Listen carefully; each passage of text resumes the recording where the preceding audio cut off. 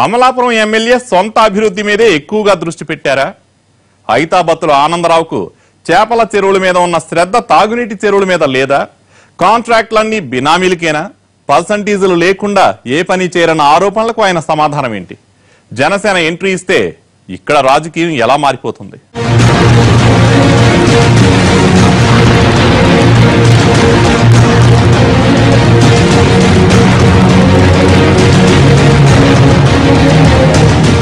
అమలాపురం కోనసీమకు గుండెకాయ, వరి పొలాలు, కొబ్బరి తోటలతో ఆహ్లాదకరమైన ప్రాంతం.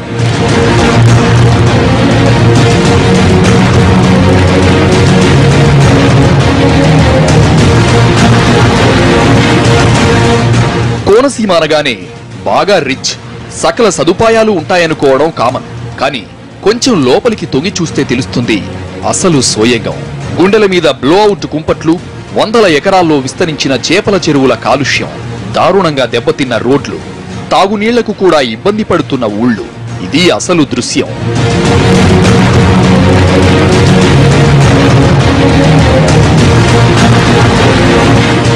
పంతొమ్మిది 1955లో ఏర్పడిన అమలాపురం నియోజకవర్గం చాలా కాలం జనరల్ గానే ఉంది. 2009 పునర్విభజనలో ఎస్సీకి రిజర్వ్ అయింది. 1,90,000 మంది ఓటర్లు ఉన్న ఈ సెగ్మెంట్ లో కాపు, శెట్టి బలిజ, ఎస్సీ ఓటర్లు సమానంగా ఉంటారు. 2009లో కాంగ్రెస్ తరపున పినిపే విశ్వరూప్ గెలిచి మంత్రిగా కూడా పనిచేశారు. 2014లో టీడీపీ అభ్యర్థి ఐతాబత్తుల ఆనందరావు విజయం సాధించారు. కోనసీమకు ప్రత్యేక ఆకర్షణలు ఎన్ని ఉన్నా, ఎమ్మెల్యేలు మారినా సమస్యల చిత్రం మాత్రం మారడం లేదు. గోదావరి పక్కనే ఉన్నా ఇబ్బందులు తప్పడం లేదు. వేసవి వస్తే ఉప్పలగుప్తంతో చుక్క నీరు ఉండదు. చింతలగరువు, కూనవరం, భీమనపల్లి, బోడసకుర్రు తాగునీటి ప్రాజెక్టులన్నీ నిరుపయోగంగా ఉన్నాయి. చాలా గ్రామాల్లో మంచినీటి బోరు వేస్తే ఉప్పు నీళ్లు పడతాయి. మేమందరం కూడా అమలాపురం నుంచి ఈ mineral water bottles 20 litres bottle తెచ్చుకుని మేము తాగుతా ఉన్నాం. అంటే ఇన్ని కోట్ల రూపాయలు ప్రభుత్వం వెచ్చించినప్పటికీ కూడా ఇది నిరుపయోగం అయిపోయింది. ప్రభుత్వం ఎప్పుడైనా సరే కళ్ళు తెరిచి ప్రాజెక్టును ఒక్కసారి దర్యాప్తు చేసి దీంట్లో ఉన్నటువంటి లోపాలు సరిదిద్దినట్లయితే ఈ కోనసీమలో ఉన్నటువంటి చాలా గ్రామాల్లో మంచినీటి యొక్క అవసరాన్ని మనం తీర్చొచ్చు. అమలాపురం మొత్తం గతంలో కొబ్బరి తోటలు విస్తారంగా ఉండేవి. క్రమంగా అవి కనుమరుగవుతూ ఆ స్థానంలో చేపల చెరువులు వచ్చేస్తున్నాయి.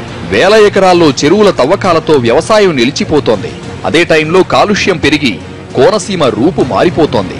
ఇలాగే ఉంటే భవిష్యత్తులో మంచినీళ్లు లేక వలసలు పోవాల్సిన దుస్థితి వస్తుందన్న ఆందోళన పెరుగుతోంది. అమలాపురం టౌన్ కు కూడా స్వచ్ఛమైన నీరు సరఫరా చేయలేని పరిస్థితి ఉంది. రిజర్వాయర్ శుద్ధి విషయంలో కనీస శ్రద్ధ పెట్టడం లేదు. పట్టణాన్ని ప్రముఖంగా తీర్చిదిద్దుతామని అంతా కబుర్లు చెప్పేవాళ్లే, కానీ ఎక్కడా ఆ ఆనవాళ్లే కనిపించవు. రోడ్లే ఇందుకు ప్రధాన ఉదాహరణ. టౌన్ నుంచి రూరల్ కు వెళ్లే దారులన్నీ గుంతలమయం. భీమనపల్లి నుంచి అమలాపురం మీదుగా ఉప్పలగుప్తం వెళ్లే రోడ్డు, ఈదరపల్లి రోడ్డు, గడియారం స్తంభం రోడ్డు, ఇలా ఎటు వెళ్లినా గతుకులమయమే. రహదారుల అభివృద్ధికి విడుదలైన నిధులు ఏమయ్యాయని ప్రశ్నిస్తున్నారు ప్రజలు. ఎమ్మెల్యే నిత్యం ఇవే రోడ్ల మీద తిరుగుతున్నా ఎందుకు పట్టడం లేదని అడుగుతున్నారు. డ్రైన్ లేకుండా రోడ్డు వేసారు. ఈ డ్రైన్ లేకపోతే ఉన్న వాళ్ళు ఏమైపోతారు అసలు? దాని సమస్య అదండి.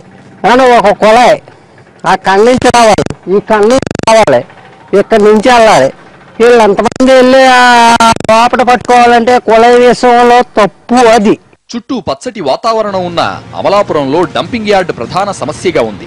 52 వార్డుల నుంచి నిత్యం వస్తున్న 100 టన్నుల చెత్తను ఎక్కడికి తరలించాలో సరైన ప్లాన్ లేదు. తాత్కాలికంగా ఈదరపల్లి కుమ్మరి కాలువ దగ్గర డంప్ చేస్తున్నా అక్కడ తగలబెట్టడంతో విషవాయువులు వచ్చి సమీప ప్రాంతాల ప్రజలు రోగాల బారిన పడుతున్నారు. ఎన్నికలకు ముందు ఎమ్మెల్యే ఇచ్చిన ప్రధాన హామీల్లో ఇది కూడా ఒకటి.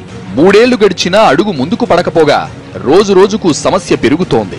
ఎవరైనా అడుగుతుంటే ఏం చేస్తామంటే అక్కడ ఏమంటున్నారని చెప్పి అంటున్నారు. అక్కడ వేస్తున్నారండి ఈ గమ్మాల నుంచి రొయ్యలని, చేపలని, ఇంకా చచ్చినవన్నీ కూడా ఇలా అన్ని చెత్త అంతా మోసుకుంటూ పోతున్నారు. కౌన్సిలర్ గారిని ఏమంటే ఏంటంటే చూద్దామండి, చేద్దాం, రోడ్డు పడుతుంది అప్పుడు చూద్దామండి. ఇక నియోజకవర్గంలో ఎప్పుడూ గ్యాస్ లీకేజీల భయమే. నగరం బ్లోఅవుట్ తర్వాత ఇక లీకేజీలు ఉండకుండా జాగ్రత్త పడతామని ఓఎన్జీసీ చెప్పినా అది మాటలకే పరిమితమైంది. గుండెల మీద కుంపట్లు పెట్టినట్లు ఎప్పుడేం జరుగుతుందోనని రోజు టెన్షన్ పడుతున్నారు ఇక్కడి ప్రజలు. భయం లేదని గ్యాస్ కంపెనీలు భరోసా ఇవ్వకపోగా ఎమ్మెల్యే సైతం ఆ దిశగా చొరవ చూపడం లేదన్న అభిప్రాయం ఉంది. గ్యాస్ కంపెనీల కారణంగా ఉపాధి కోల్పోయిన వారికి ఉద్యోగాలు, ఇతర అవకాశాలు ఇప్పించడంలో కూడా శాసనసభ్యుడు ఘోరంగా విఫలమయ్యారు. ఆయనకు మా గోడు ఎందుకు పట్టదన్నది స్థానికుల ప్రశ్న.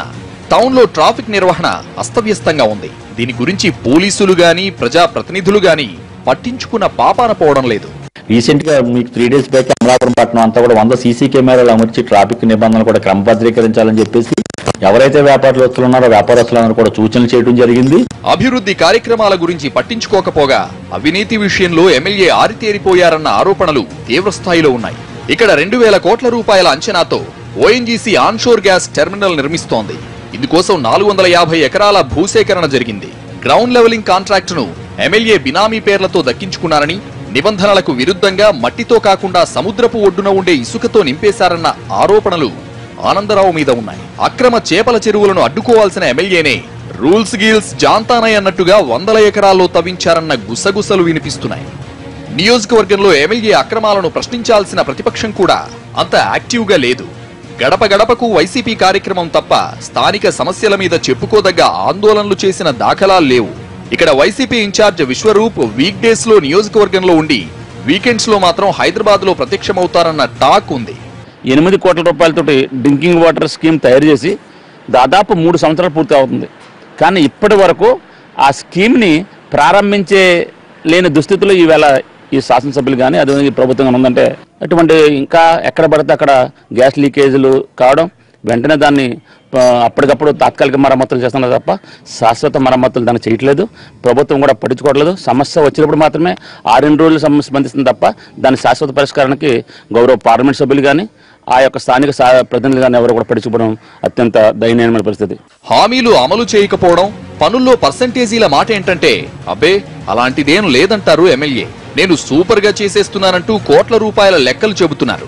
రోడ్లు చూస్తే రోడ్ల విషయంలో ఈ రోజు మేము 60% రోడ్లు వేస్తాం. అసెంబ్లీలో మొట్టమొదటిసారిగా ఓఎన్జీసీ యాక్టివిటీస్ మీద క్వశ్చన్ అవర్ లో క్వశ్చన్ వేసి మంత్రిగా సమాధానం రాబట్టి ఒక కమిటీని పొల్యూషన్ మీద ఒక కమిటీని వేయించి ఆ కమిటీలో మెంబర్గా ఉన్నటువంటి నేను ప్రజలకు అసౌకర్యం లేకుండా ఏ సంస్థ అయినా ముందుకు పోవాలా, రాజ్యాంగ మౌలిక విధానాలకు విఘాతం కలిగించేలాగా ఎవరు ఏం చేసినా నేను ఊరుకోను.